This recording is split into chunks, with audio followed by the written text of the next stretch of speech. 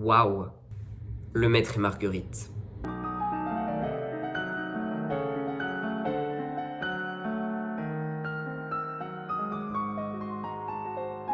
Je pense que j'avais vraiment besoin de consacrer une vidéo entière à ce livre qui m'a énormément marqué parce que à la suite de cette lecture, j'ai fait énormément de recherches sur le sujet et j'ai pas trouvé entièrement satisfaction, en tout cas sur YouTube ou en contenu audio.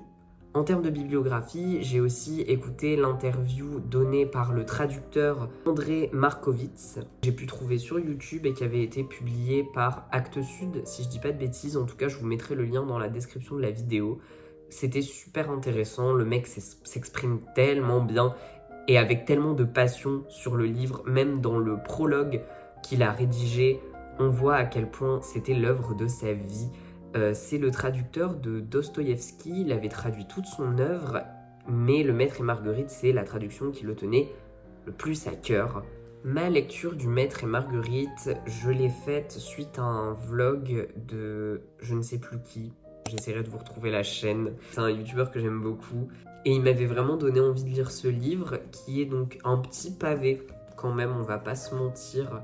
C'est une lecture très très dense, 620 pages, ça va, on est gentil. C'est mon premier roman de littérature russe. Waouh, ça y est, je suis enfin in. Personnellement, j'ai lu ce livre de façon fragmentée, c'est-à-dire que j'ai lu d'autres livres entre-temps, mais pourtant je ne pouvais m'empêcher de retomber dans ces pages, parce que dès les premiers mots, j'étais plongée dans son univers fantasmagorique, gothique, très satirique et très drôle. J'ai vraiment ri à certains moments.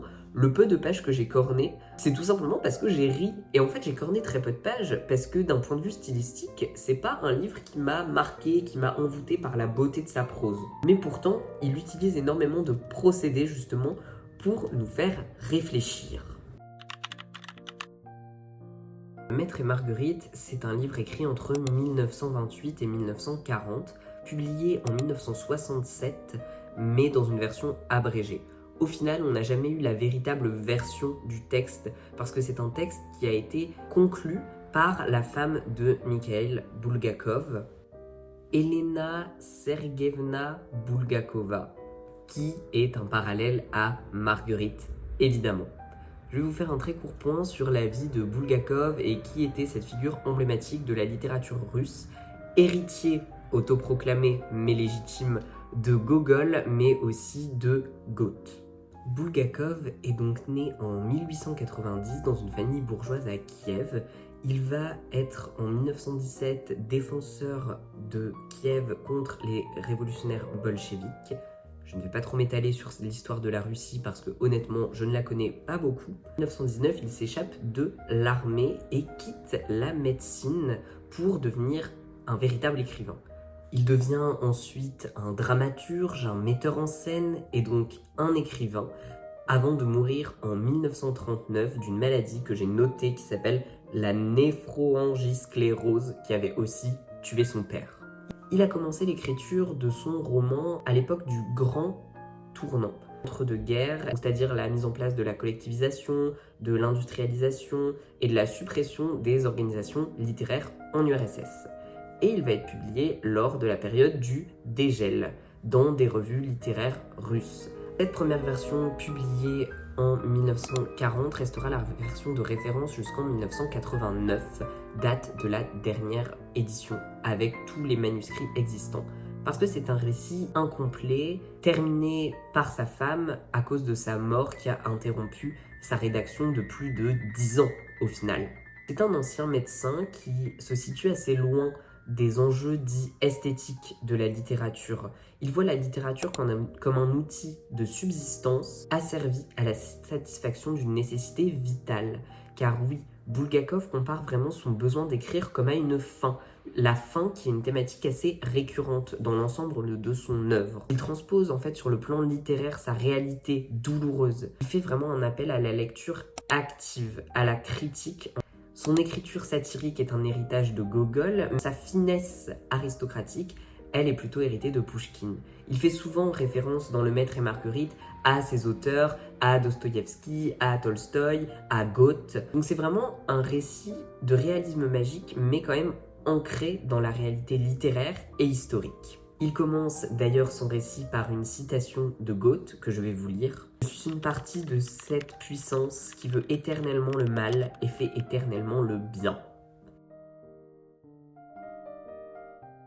Pour remettre dans le contexte global, c'est un auteur surveillé par la Guépoudoux, qui était la police politique de l'époque, qui est surveillé par aussi Staline en personne. Ils ont eu des correspondances téléphoniques. Il cache son écriture de ce manuscrit.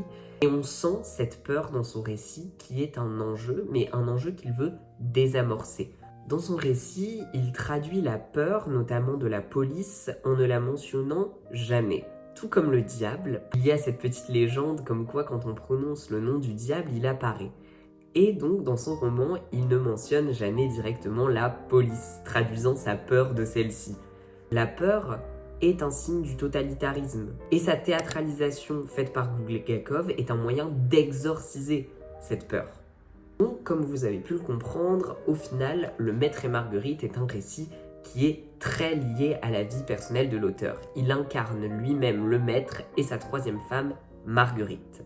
Et on retrouve beaucoup de personnages de sa vie personnelle, des personnes qu'il aime mais aussi qu'il méprise, sans trop de subtilité, honnêtement. Il va clairement réutiliser directement les noms de ces personnes ou en les déformant un petit peu. Je vais pouvoir enchaîner avec le parallèle entre réalité et magie de ce roman, en vous parlant enfin du texte lui-même. C'est un récit découpé en 3 sous-récits. On va y suivre principalement Satan dans les années 1930, donc dans l'entre-deux-guerres. C'est une temporalité qui est assez floue, pas vraiment définie, à Moscou. Et Satan, sous le nom de Woland, va débarquer dans cette ville avec sa troupe de démons et un chat Behemoth qui parle. Un personnage que j'ai absolument adoré, il est hilarant. Et qui vont semer la zizanie dans les élites littéraires principalement, mais toutes les institutions de la Russie.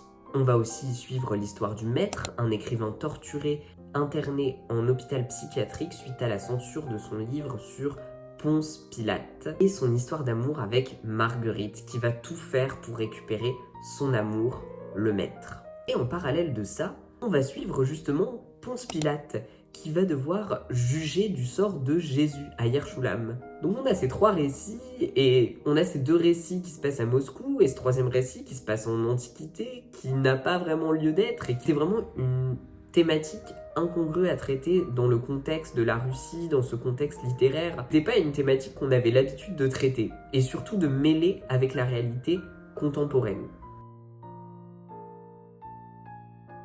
Déjà, c'est un texte à la base qui est morcelé. En lui-même est une métaphore du chaos. La première partie a des chapitres numérotés, la deuxième partie a des chapitres avec des noms, des fois les chapitres n'ont pas de nom, on a beaucoup de dialogues, d'onomatopées, de citations.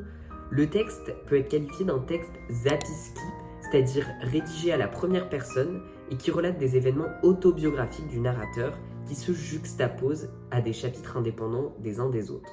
Il procède à une mise en récit d'un monde en perdition, à travers la figure de son narrateur souffrant et de la composition éclatée du roman qui a un reflet en fait du monde chaotique dans lequel il vit. Il utilise aussi d'autres procédés littéraires. Bon, déjà le chat là sur moi, genre là c'est Behemoth. Le morcellement du roman n'est pas seulement fait par les chapitrages et le découpage temporel, mais aussi d'un point de vue stylistique. Il utilise la satire. Ça, c'est tellement un roman satirique pour montrer la médiocrité de la réalité soviétique. La satire va permettre de désamorcer ce totalitarisme comme ridicule, privé de sens. Elle met en fiction le réel par la désignation et le grossissement justement de ces situations qui découlent du totalitarisme.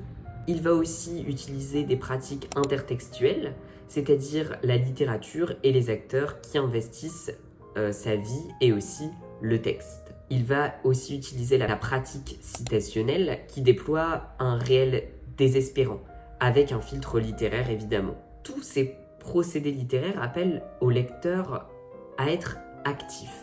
Parce que dans un contexte totalitaire, il n'y a pas plus important que la réflexion du lecteur, la réflexion de la population qui, elle seule, amènera à la révolution. Et c'est dans ces moments-là que je me dis que j'aurais vraiment dû prendre le pseudo de anarchivrel. En fait, en notant le réel et en le replaçant dans un contexte un peu fantastique, il permet de prendre acte du réel, de le contempler et d'amorcer le questionnement sur le sens du vécu. Il rejette vraiment la violence des masses, la destruction de l'héritage culturel, la bureaucratie surtout, pour réfléchir à la responsabilité de l'homme et de la propagation du mal.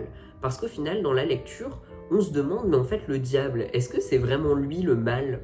Moi, je me suis demandé, c'est quelque chose que j'ai pas retrouvé dans mes recherches, mais je me suis demandé en fait, si le diable n'était pas intervenu ces 3 jours à Moscou, est-ce que la ville ne se serait pas elle-même conduite au chaos à cause des individus et des institutions politiques ? Je me dis qu'au final, le diable, son intervention, elle n'était pas forcément nécessaire, et au final, c'est un personnage que j'ai trouvé assez passif. Il n'a pas fait grand-chose à part donner un grand spectacle de magie noire, donnant de l'argent, des beaux vêtements à ses spectateurs. Évidemment, le diable a décapité une bonne dose de personnes et envoyé en hôpital psychiatrique une bonne dose d'autres. Et justement, sur la décapitation, j'ai lu un article de Tatiana Sokolnikova, si je le prononce bien, et qui nous parle justement de la décapitation, qui est une illustration grotesque du fait que la disparition de la tête a finalement peu d'importance au niveau de l'individu, parce qu'au final, l'intellectuel n'est pas nécessaire pour occuper les hauts postes de la hiérarchie. Il y a beaucoup de gens qui se font décapiter, et leur tête au final est indépendante de leur corps. Lors du spectacle, se fait décapiter, mais hop, on lui recolle sa tête magiquement, parce que pourquoi pas, c'est le diable. T'as pas besoin de ta tête pour être en haut de la hiérarchie. Le pouvoir peut tomber un peu sur n'importe qui au final. Les individus ne sont pas épargnés au-delà de la critique des institutions. Tous les personnages violentés par le diable sont des hauts membres de la hiérarchie sociale en URSS. Ainsi, il stigmatise le désastre social et humain en Russie pour promouvoir la dignité de l'homme désespéré. Parce que le personnage qui va vraiment être mis en avant, c'est le désespoir du maître, justement de l'auteur qui a été censuré. Donc il va mettre en avant cette dignité de l'homme souffrant et de la permanence du message littéraire, qui est au cœur de la tourmente. Et tous les procédés, toutes les choses que je vous ai citées précédemment vont permettre à Bulgakov de crypter la réalité par ses procédés, pour dégager l'essence du chaos et peindre le mal dans la réalité russe. En créant cette réalité composée de multiples récits, Bulgakov va à l'encontre de la vision unique du régime autoritaire. Il va vraiment se servir du magique pour amener le lecteur à réfléchir. Il va utiliser notamment la technique du redoublement. Qu'est-ce que c'est le redoublement ? Ce sont des motifs temporels et narratifs redoublés. C'est-à-dire qu'il va faire un lien entre sa temporalité donc contemporaine à Moscou et antique avec Ponce Pilate et le jugement de Jérusalem. Il y a beaucoup d'exemples de parallèles entre les deux récits. Ces redoublements vont permettre d'insérer de la complexité dans le jugement du lecteur. C'est-à-dire, en dédoublant l'image du monde, il va permettre au lecteur de faire des choix dans son interprétation. Pour laisser au lecteur le libre arbitre, Bulgakov ne va pas seulement utiliser le dédoublement, mais aussi la narration intradiégétique, c'est-à-dire pas un point de vue omniscient, un narrateur qui raconte certains événements du récit tout en étant acteur de celui-ci. Et en l'occurrence, le narrateur va clairement brouiller les pistes. Il va nous donner des explications, des fois non, des fois plusieurs sur certains événements qui sont donnés. Avec ces explications qui ne sont pas hiérarchisées, le lecteur est ainsi libre de son jugement. Bulgakov offre la liberté à ses lecteurs. Il évite au lecteur de prendre toutes ces informations pour argent comptant et d'appréhender l'ensemble, en fait, dans sa complexité. Il évite les mécanismes uniformisants et unificateurs. Donc on se retrouve avec un récit complètement chaotique. Moi, pendant ma lecture, j'étais confus. Je me suis dit, est-ce que Wolland, c'est vraiment le diable ? Est-ce qu'au final, il fait vraiment quelque chose ? J'avais vraiment l'impression que le diable ne faisait rien. Et je ne saurais comment conclure cette vidéo, si ce n'est en vous parlant du film. Et là, je me rends compte que je dois aller au travail et que je n'aurai pas le temps de conclure sur le film, donc ne vous étonnez pas si je change de lumière, de tenue, ou je ne sais quand est-ce que je finirai cette vidéo. Il faut que j'aille au travail. Me revoici, et je vais enfin pouvoir vous parler du film, adapté par Mikhail Lokhine, je ne sais pas. qui est un réalisateur russe exilé à Los Angeles à cause de ses prises de position. Il est notamment pas très bien vu par Poutine. C'est un projet assez ambitieux d'adapter ce roman au cinéma. C'est un film qui a eu un grand succès en Russie parce qu'il fait encore écho à l'actualité. Il a réuni plus de 6 millions de spectateurs. Il est sorti sur Canal il y a pas très longtemps. Je pense qu'il est nécessaire véritablement de lire le livre avant de se lancer dans le film, tellement le film est gargantuesque, qu'il va vraiment dans tous les sens. En fait, là, le réalisateur a voulu mêler la biographie de Mikhail Bulgakov avec l'histoire du Maître et Marguerite pour bien montrer à l'écran le parallèle entre sa vie et son œuvre. Donc c'est assez compliqué à voir et on s'attarde pas trop sur le contenu du roman, plus sur la vie de l'auteur. Ce qui était aussi du coup hyper intéressant parce que vraiment les deux récits sont entremêlés. Ce qui donne donc un résultat assez confus quand on n'a pas lu l'œuvre, quand on ne connaît pas le contexte, tout ça c'est assez compliqué, mais je recommanderais quand même le film parce que je trouve qu'il est quand même assez fidèle donc à sa vie et à son œuvre. Si vous avez lu le livre et que vous ne l'avez pas forcément bien compris, ça peut être aussi un bon moyen de se dire « Ah, donc j'avais bien compris ». Merci à toutes et à tous d'avoir suivi cette vidéo, une vidéo qui change un peu de ce que je peux proposer d'habitude. Je ne sais pas si je referai des vidéos aussi poussées. Le mec se prend pour qui? C'est vraiment un livre qui m'a profondément marqué et j'avais vraiment ce besoin d'en parler plus en profondeur. Je vous remercie aussi pour l'accueil que vous avez fait à mon dernier vlog. Vraiment, c'est adorable. Merci beaucoup. Et n'hésitez pas aussi à me dire en commentaire si une vidéo sur mon système d'annotation et justement comment je lis pourrait vous intéresser. Sur ce, je vous dis à la prochaine. Je vous fais bien le bisou. À bientôt.